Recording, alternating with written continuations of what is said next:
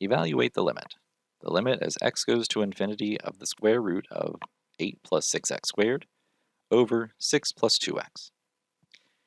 Now this particular function is not a rational because we have a square root in the numerator.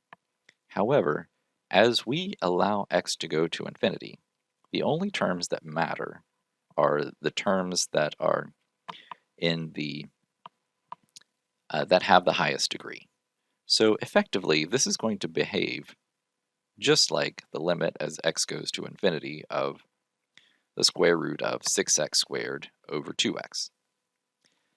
Now, that value there, if I took the square root of 6x squared, I could express that as the square root of 6 times x over 2 times x, which now looks a bit more like a rational function, whose numerator and denominator's degree are equal. They're both degree 1.